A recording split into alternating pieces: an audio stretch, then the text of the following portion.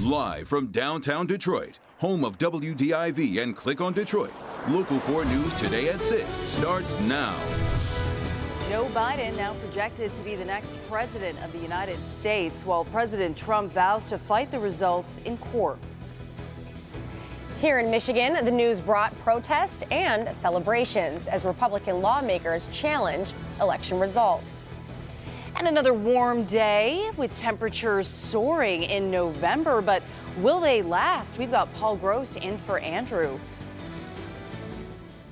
Good morning. It's 6 o'clock. I'm Priya Mann. And I'm Kim DeGiulio. I think we do maybe need a little bit of a reality check because it's important to know that this is not normal for November, but hey, we'll take it. I disagree. I want to live in my bubble thinking this is still, late August, early September weather. I'm loving it, hitting 70 degrees. I am loving it as well. So let's get on over to Paul, who will let us know about how long this will last. Yeah, I need to know first, does Priya know what a KDD is? We need to... We got to fill her in. Yeah, we got to fill her in. This is a fall KDD, or a fall Kim DeGiulio day. So yeah, that means that it meets with her approval, and I think it will meet with most of your approvals as well. I expected 40s this morning. What I did not expect was 30s. You can see 38 in Canton, 39 right now in Mount Clemens, but still 44 downtown Detroit in the city, and 42 in Taylor. Down into our south zone, 36 at Saline. Dundee's at 39. In fact, it's all 30s in Monroe County, 39 at Adrian. Into our west zone, we're mostly 40s there, 41 at Whitmore Lake, 45 at Howell. And in our north zone, we're looking at mostly 40s as well. But we do have 39 at Lapeer. And look at the warm spots. Deckerville at 50 degrees. I'm going to show you a blank map here just to show you that there are no clouds. So we're going to get plenty of sunshine today. And let's pour our bowl of frosted weather wheats here. If you're an early morning person heading out for an early morning jog, it's cool now. You saw 30s to low 40s, but we're going to warm up quick by mid-morning, already zooming through the 50s. And then on the water today, well, with a high around 70 degrees, it's going to be pretty nice, except keep in mind the water temperature is pretty chilly. I'll be back to talk more about the forecast for the week ahead. Straight ahead, guys. All right, thank you, Paul. Time now is 6:02, and Joe Biden says his first act as president-elect will be to name scientific advisors and experts to lead the coronavirus response. Yes, we'll get to our record-breaking coronavirus numbers here in Michigan. But first, we look at how Joe Biden clinched the win. And that moment came early Saturday afternoon when his lead in Pennsylvania grew to over 36,000 votes. It was determined that if all the remaining ballots were for Donald Trump, he would still not reach Biden's total. Pennsylvania's 20 electoral votes and Nevada's 6 electoral votes put Biden at 290 to Donald Trump's 214. People in many cities took to the streets to celebrate following the news of Biden's victory. New Yorkers packed Times Square, cheering, dancing, and popping champagne. In Washington, D.C., celebrants gathered at Black Lives Matter Plaza, and celebrants are still going strong in San Francisco, where streets are blocked off by large crowds. Jay Gray joins us from the White House with a closer look at the celebrations and the president's response. The president-elect of the United States of America, Joe Biden. A 4-day wait didn't seem to put a damper on this historic drive-in party.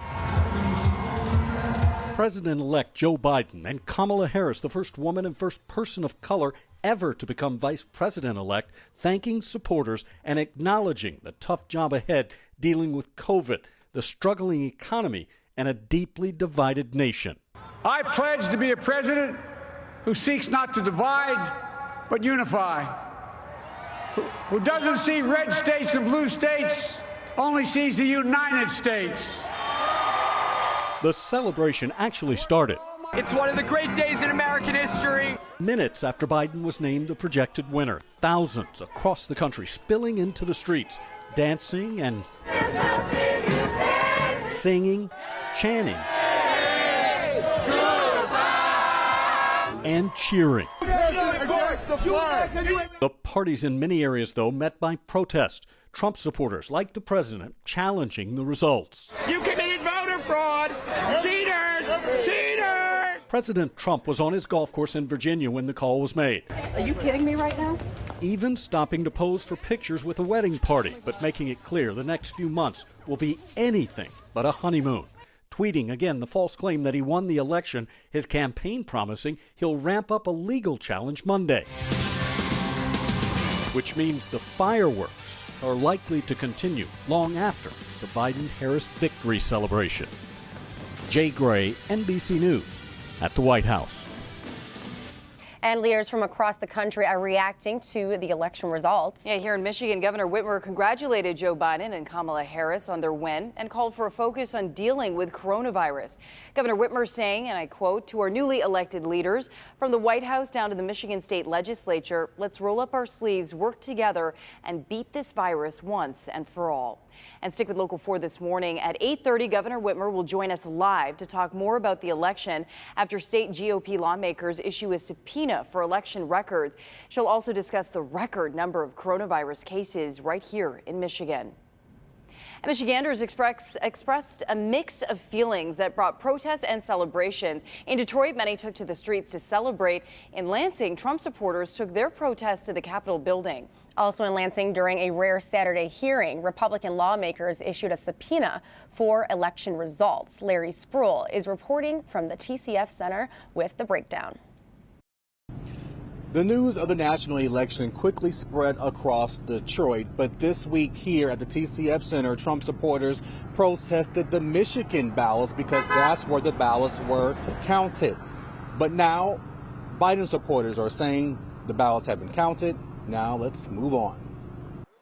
The latest election results are settling in for most Detroit voters Saturday night. Many Detroiters started celebrating shortly after hearing President-elect Joe Biden secured enough electoral votes beating President Donald Trump.